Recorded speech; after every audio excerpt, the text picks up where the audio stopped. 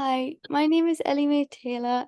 Today is the 15th of October 2023, and I'm here doing the oral history with my mum. Can you please state your name, age, and date of birth for me, please? Hi, my name is Donna Weed. My date of birth is the 13th of the 4th, 67. And your age. I'm age 56. Perfect. Okay, so let's start by talking a little about where you grew up. So whereabouts did you grow up? I grew up at 90 Maysfield Drive, South Shields, bit of coal, Yes, England. yes. And can you describe the community you grew up in, including the people, the lifestyle, and the culture where you lived? It was a very happy estate with a lot of kids in that played football and all sports, played out till late at night. It was very friendly, a lot to do for children.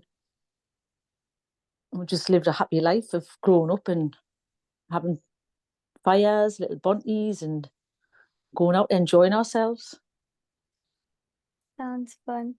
Are there any experiences from childhood that shaped who you are today? Yes, learning how to look after yourself What do you in mean a by bit, that? like learning how to care for yourself. Like if you were ever outside somewhere and you need to build a fire, or just like it was always a friendly atmosphere, so it made your personality like happy and polite to talk to people because it was a friendly place. What did you like about the area you grew up in? Everybody knew everybody and everybody was friendly. Yes. Okay, where did you work later on after graduating from school? I ended up doing a YTS, which is called for like what children done when they first left school. It was to work in an environment to help them to learn them to know how to like work. So it was a YTS, youth training Yeah. system. Yes. And then where did you go on to work after that?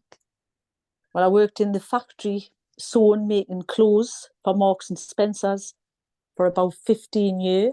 Then from 15 years, I decided to apply for a place at Nissan, which Yes. I then became working on the factory floor, building car seats for the Nissan plant. Yes. And how was it working in both the Marks and Spencer's factory and Nissan factory, including things such as how the working conditions were and how you were supported as an employee? Well, working in a clothing factory to working in a car seat factory is just far superior, different, like different atmospheres. The clothing factory, it was like long, hard, just working hard, sewing, a lot of progress, a lot of process to do. A car factory is more or less like not laid back as such, but it's still physical, hard, and more like structure to it than making car seats to working in a factory making clothes. Just totally 100% different altogether. Yes. Do you think you were looked after as an employee at work in the factories?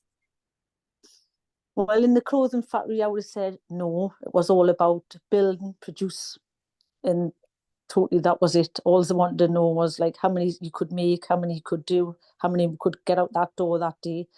Working in the Nissan was totally different. Was like they had a health system where like you ended up being in Bupa, a pension, uh, always looking after the employees because of health and safety.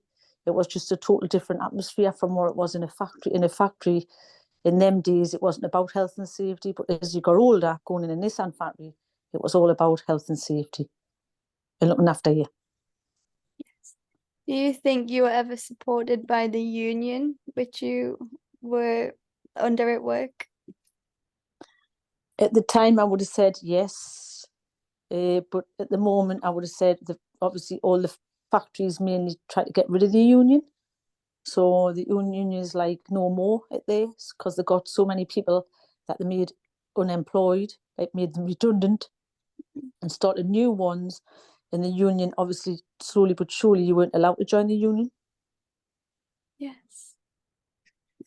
Okay, so moving on to a different topic. You were a football coach. How was it finding the power in a male-dominated sport and atmosphere as a woman? At first, it was hard, but I was more determined to obviously produce better players. I used to always think if I could find a lot of girls that could play like boys, we would produce a great team, which in the end I actually did and achieved a lot. Where like in the football world, if you had a strong team, you got noticed. So in the league, obviously with the girls training, I used to play against boys with them to make them stronger and harder at tackling and getting stuck in. And then we got noted. And then obviously in the football, in South Shields in the football, you only get like invited to certain, if you either a winner or a runner-up. So we ended up going to presentation nearly every year as I trained the girls because we got noted, and obviously we won everything that was, every tournament we entered, we came winners. Yes. And how do you think the males in the sport reacted to that? Well, not so well at first because when the girls started winning, because at first we were in a boys' league, the only girl team in a boys' league, and when we decided winning the boys, it was more or less we had to move into an all-girl league because a lot of the boys just weren't happy about it. So it was more or less right now. Now the girls are like getting that good, beating the boys. They need to go in all-girls league, and that's what happened. We went in all-girls league, and then from then on, we ended up becoming well known. Yes. And do you think, was it the same trying to find your sort of feet and power in the factory was with being a woman? Was that the same, or was it more of a woman-dominated industry in the factory rather than men? No, it was more or less in the women in the factory at Nissan. They had a men's football team, and obviously I used to ask every day when they had the tournaments, could I play? And they were like, "Oh no, you can't. You're a woman. You can't play." Then one day they were a man short, a player short, and they asked us, "Would you like to play?" And I said yes. And I got the shot at playing. And then when I got noted, obviously that day we'll come away and we won most of our games because it was only 7-a-side. Then I got noted. Then every week they used to ask us to play, and I used to say, no, I just wanted to show you that women can play football just as well as any man. So that was it. So I got noted round the factory as obviously a footballer. Yes. And what would you say to other women or girls who are wanting to get involved in the sport, either coaching or playing themselves? Follow your dream and you'll get there. Just it doesn't matter, man or woman. If you want that football career, you'll get there.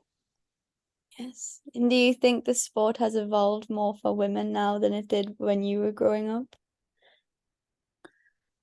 Yes, a lot more. When I was growing up, obviously women were like forbidden to play in football, but obviously I grew up with more all lads in my family, so I played football from God 5-6 year old, carried on playing, and then obviously from then on I become a football coach. Okay, so I think that is all my questions I have for today. Do you have any last comments on any of the questions we have discussed or anything you would like to add? Go and get your dream. Okay, thank you very much for your time.